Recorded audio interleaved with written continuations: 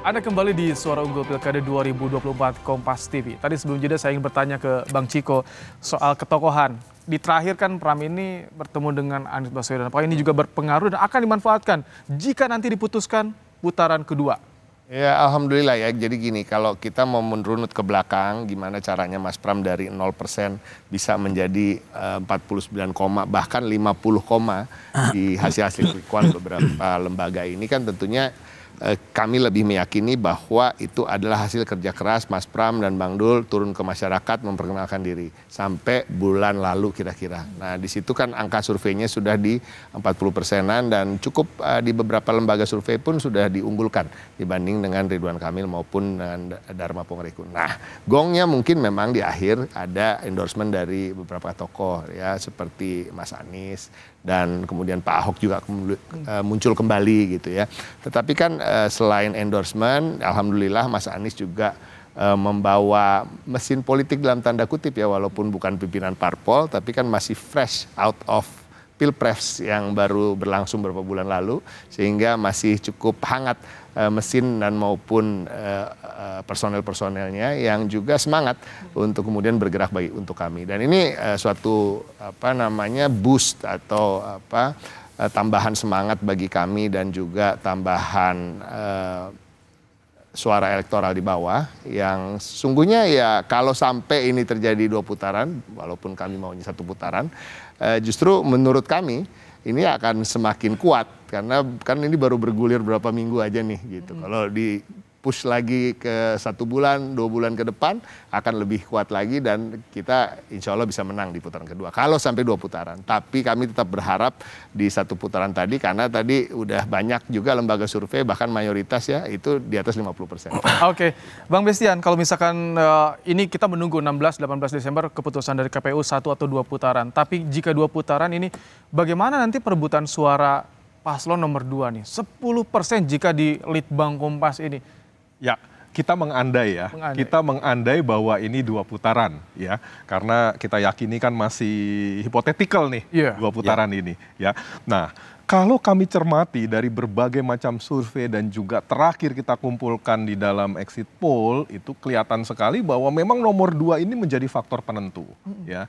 Faktor penentu dan kalau kita cermati dari karakter pemilih nomor 2 ini seperti tadi dikatakan juga dari sisi identitas sosial jelas sekali bahwa itu merupakan kalangan-kalangan yang lebih terikat. Ini yang membedakan antara 2 pasangan lainnya. 2 pasangan lainnya itu benar-benar tidak mengikat identitas sosial secara kuat.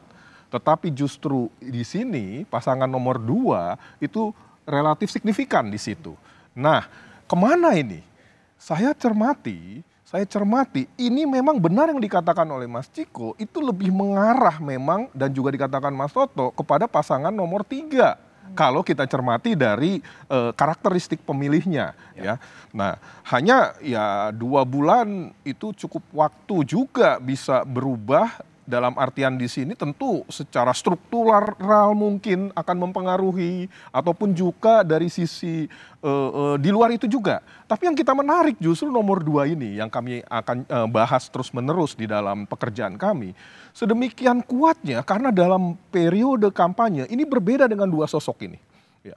2 pasangan lainnya selalu menekankan sisi-sisi dalam teori komunikasi atau katakanlah dalam teori-teori retorik. Selalu menampilkan sisi-sisi yang bersifat etos dan patosnya. Yaitu bagaimana tampilan tentang kredibilitas, bahwa saya seorang gubernur, saya punya latar belakang perencana, arsitek, kemudian sisi yang bersifat patosnya, yaitu kedekatan emosional. Bahwa saya merepresentasikan warga Jakarta, kemudian warga Tapanuli Utara nomor yang 2 ada itu di bagaimana? Jakarta. Nomor 2 selalu tampil dengan pembeda di sini menekankan pada sisi logosnya.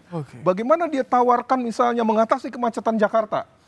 Kita kadang-kala unik juga melihat cara berpikirnya. Tetapi dia mencoba membangun narasi-narasi yang disandarkan bukan dari sisi kepakaran.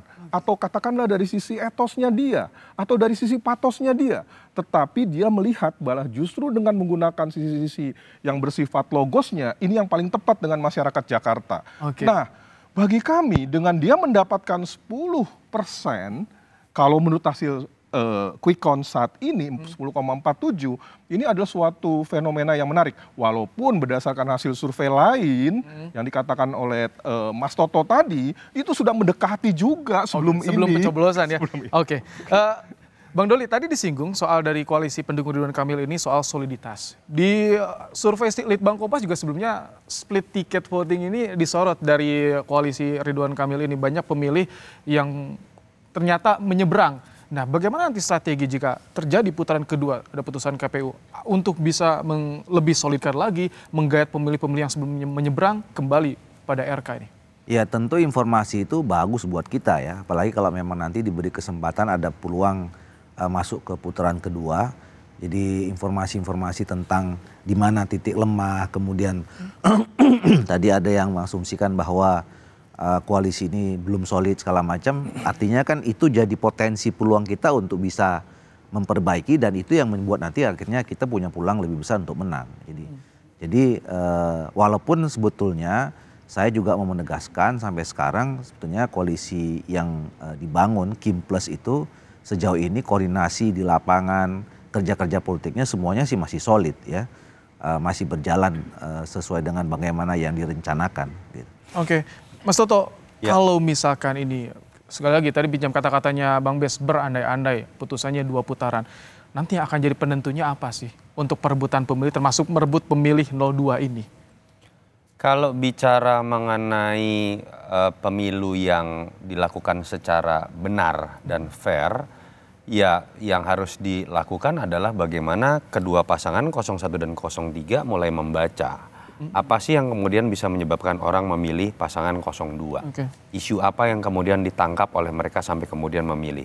Karakter gaya komunikasi seperti apa dan gerakan di darat seperti apa sampai kemudian menjangkau daerah-daerah mana, segmen mana yang kemudian memang memilih 02. Tapi kan yang tadi saya katakan, apakah bisa serta-merta kita katakan bahwa pemilih 01 dengan 03 diam dan tidak akan bergerak? Kan tidak. Kalau survei bisa membaca misalnya dengan asumsi titik startnya adalah sekarang, misalnya kita baca survei terakhir, apakah Anda sudah mantap ketika memilih 01 dan 03? Itu berbeda. Ada yang menyatakan sudah mantap, ada yang belum. Katakanlah ada sekitar belasan persen atau 20% yang menyatakan masih mungkin berubah. Bisa dari faktor pragmatisme, bisa karena faktor janji program, bisa karena faktor kemudian tawaran yang lebih menarik dari pasangan lain. Itu yang menurut saya akan menentukan pertarungan. Tapi lagi-lagi saya hanya berharap satu hal, silakan berdebat, berimprovisasi, berkreativitas dalam sisa waktu 2 bulan, menggarap pangsa pasar 02 atau bahkan menggarap pangsa pasar 01 atau 03 dan menjaga basisnya. Tapi yang tidak kita inginkan adalah kalau ada pihak yang lebih besar yang bukan menjadi bagian dari pertarungan aktor-aktor yang seharusnya bertarung ikut-ikutan. Dan itu yang akan mencederai pilkada DKI apabila memang harus terjadi 2 putaran. Tapi jadi menarik nih, ini akan ditonton oleh seluruh Indonesia. Karena kalau sekarang kenapa terasa jenuh, Mas? Karena orang itu noise, too much noise. Orang tuh hari ini ada berita Bogor, Depok, Bekasi, Papua dan segala macam itu muncul semua di hadapan kita. Ketika satu Indonesia nanti yang tersisa hanya pilkada Jakarta, artinya pilkada Jakarta ini akan betul-betul menjadi sebuah tontonan yang dilihat di seluruh Indonesia. Saya berharap pemainnya tetap Jakarta, jangan yang dari luar ikut-ikutan. Kira-kira seperti ini itu. Menanti, jadi bagaimana strategi para paslon jika memang harus 2 putaran, memantapkan suara yang sudah diraih dan juga menambah tentunya di putaran kedua kalau jadi sesuai putusan KPU. Kita akan bahas nanti usai jeda, tetap bersama kami di Suara Unggul Pilkada 2024 Kompas TV.